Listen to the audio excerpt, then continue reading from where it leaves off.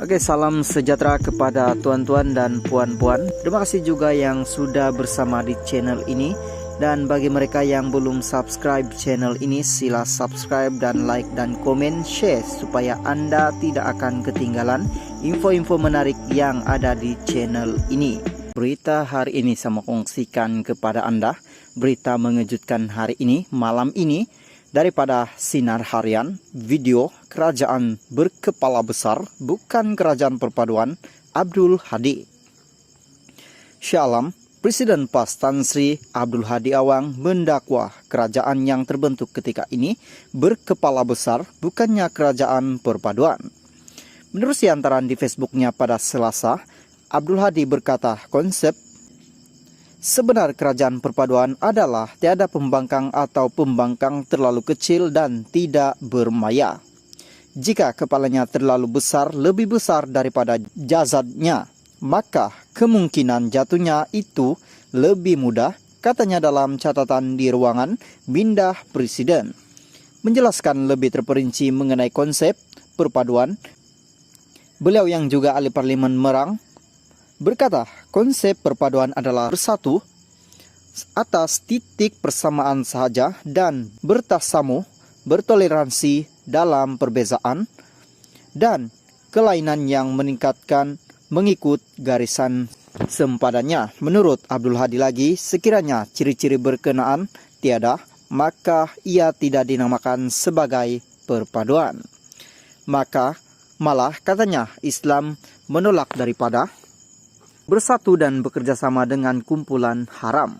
Kumpulan dimaksudkan itu adalah seperti kumpulan perompak yang mengambil harta secara paksaan dan terbuka yang dinamakan juga dengan merampas, melanun di lautan luas dan sebagainya. Begitu juga diharamkan bersama kumpulan pencuri dan mengambil harta secara sembunyi tanpa diketahui dan diizinkan oleh pemiliknya. Kemudiannya disertai oleh kumpulan penipu yang mengumpulkan harta secara menggoda atau berbohong, katanya. Oke, salam sejahtera kepada tuan-tuan dan puan-puan. Terima kasih juga yang sudah bersama di channel ini. Dan bagi mereka yang belum subscribe channel ini, sila subscribe dan like dan komen, share supaya Anda tidak akan ketinggalan info-info menarik yang ada di channel ini. Dan berita hari ini saya mau kongsikan kepada Anda daripada Malaysia kini. SPRM tahan 4 individu berkait program khas kerajaan RM 114 juta.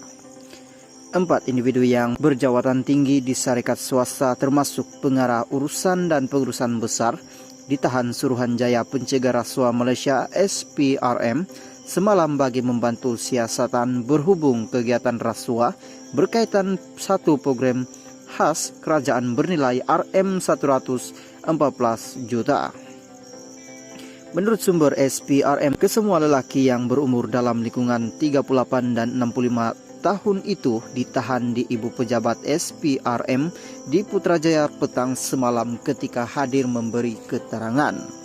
Mereka yang ditahan ialah seorang pengarah urusan sebuah syarikat swasta berumur 65 tahun, seorang pengurus besar sebuah syarikat swasta dan 2 pengarah syarikat swasta yang sama.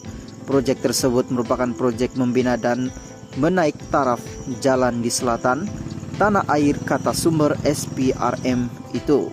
Menurut sumber SPRM itu, pengarah urusan itu dikatakan telah bertindak sebagai orang tengah dengan meminta dan menerima rasuah daripada 2 pengarah syarikat swasta tersebut dengan dibantu oleh pengurus besar terbabit.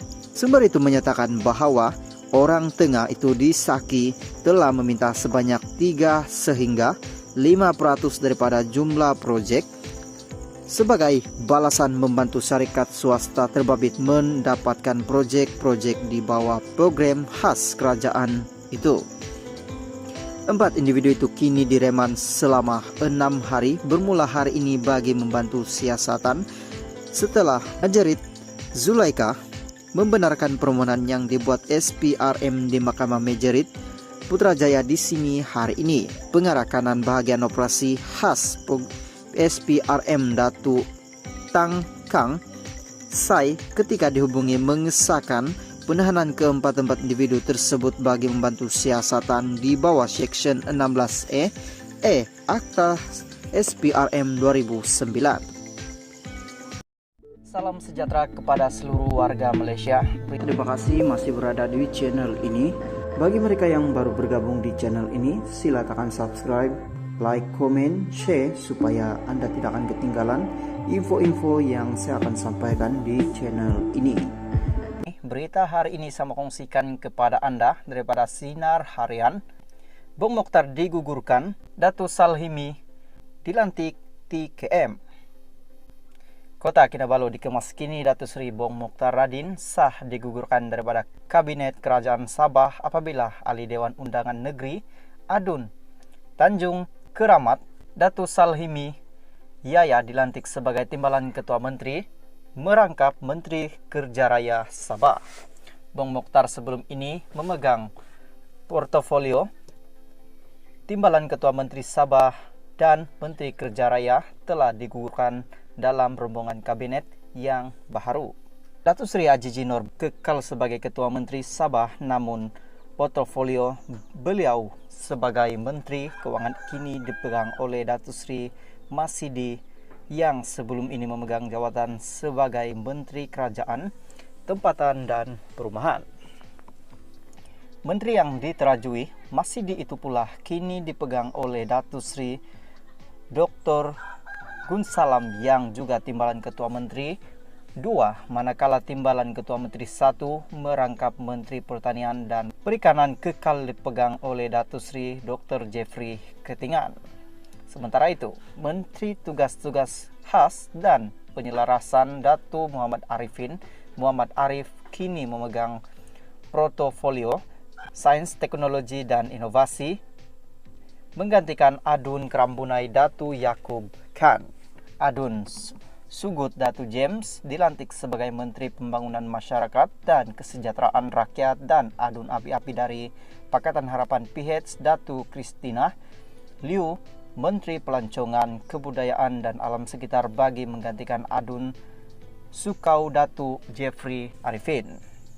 Christina ketika Kerajaan Warisan Plus pimpinan Datuk Seri Muhammad Safi Abdal sebelum ini pernah memegang jawatan berkenaan. Seorang lagi Adun PH yang membarisi kabinet baharu yaitu Adun Luyang Pohon Ji Yi dilantik sebagai Menteri Pembangunan Perindustrian yang dipegang Jo sebelum ini. Menteri Pembangunan Luar Bandar dan Menteri Belia dan Sukan kekal dipegang oleh Datuk Jahid